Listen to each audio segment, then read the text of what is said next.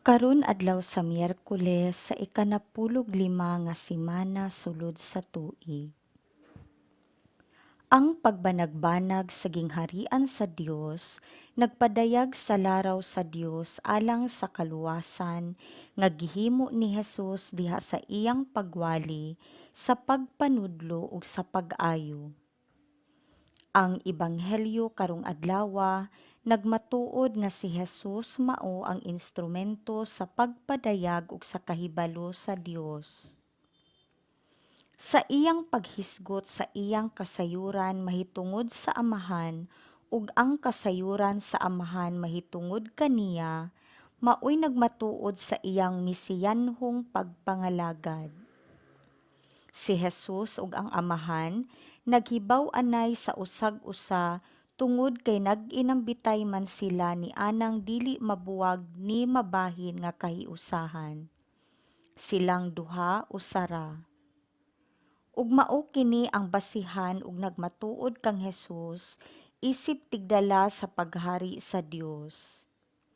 Nanukad kini sa iyang relasyon sa Amahan. Bisan sa atong panahon, makaambit kita dinhi niining relasyon sa gugma ug kahibalo ni Hesus ug sa Amahan pinaagi sa Espiritu Santo nga naglihok sulod kanato. Ang mainampuong kinabuhi nga gipuy-an diha sa kaligdong ug pagkamatinud-anon, kinabuhi nga gipuy-an diha sa pagserbisyo sa tanang kabuhatan, managsama sa katawhan ug sa tanang mga linalang, kining tanan maoy mga konkretong higayon sa pag-ambit dinhi niining maong relasyon. Ang pagsalmot dinhi niining mahigugmaong relasyon tali sa Amahan ug kang Hesus ug sa Espiritu Santo, makatabang kanato sa pagpunting pag-usab sa atong kinabuhi ngadto sa mga butang nga tinuod nga bililhon. Pamalandong. Sa akong pagkinabuhi, miambit ba ako niining relasyon sa gugma ug kahibalo tali ni Hesus sa Amahan ug sa Espiritu Santo? Pagbasa gikan sa basahon sa Exodo. Si Moises maoy nag-atiman sa mga karnero ug mga kanding sa iyang ugangan nga si Jethro, ang pari sa Midian. Usa ni anak kaadlaw, gidala niya ang mga hayop latas sa kamingawan ug miabot siya sa Sinai, ang bukid sa Dios. Mipakita kaniya ang anghel sa Ginoo sa dagway sa usa ka siga nga nagikan taliwala sa sampinit. Nakita ni Moises nga nagdilaab ang sampinit apan wala kini masunog. Miingon siya, nganong wala man masunog ang sampinit? Duulon ko og susihon kining katingalahang butang. Sa pagkakita sa Ginoo nga miduol siya, miingon ang Ginoo gikan sa taliwala sa kasampinitan. Moises, Moises. Siya mitubag. Unsa man? Ang Dios miingon, ayaw pagduol. Hubua ang imong sandalyas kay balaan ang dapit nga imong gibarugan.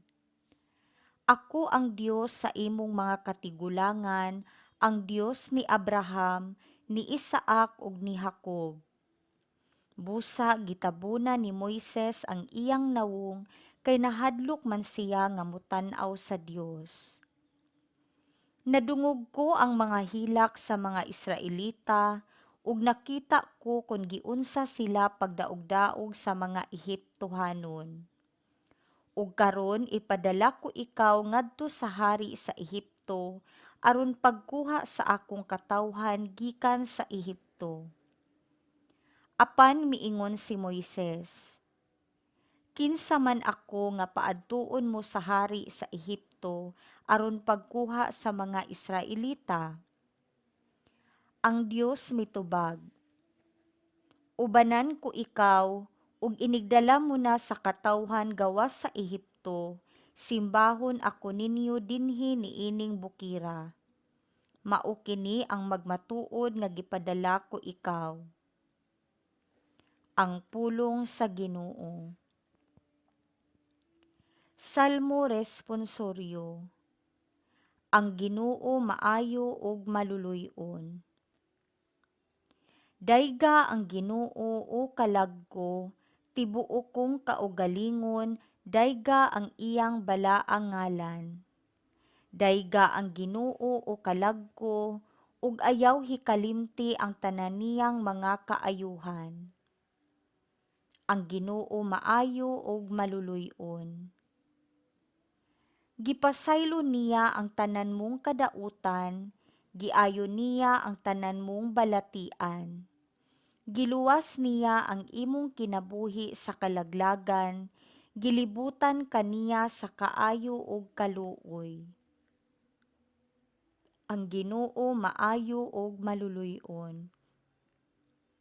Ang Ginoo nagalig-on sa matarong ug sa mga katungod sa tanan nga gidaog-daog. Iyang gipahibalo kang Moises ang iyang mga paagi ug ang iyang mga buhat ngadto sa mga anak ni Israel. Ang Ginoo maayo ug maluluy-on. Pagbasa gikan sa Santos nga Ebanghelyo sumala ni San Mateo. Unya si Jesus miingon, O Amahan, Ginoo sa langit ug sa yuta, nagpasalamat ako kanimo kay gipadayag mo man ngadto sa mga walay kahibalo ang imong gililong sa mga maalamon ug sa mga makinaadmanon. Oo, Amahan, natuman kini kay maumay imong gusto ug pagbuot. Ang akong Amahan naghatag kanako sa tanang butang. Walay nakaila sa anak gawas sa amahan, ug walay nakaila sa amahan gawas sa anak, ug kadtong mga tawo nga buot sa anak nga makaila sa amahan. Ang Ebanghelyo sa Ginoo.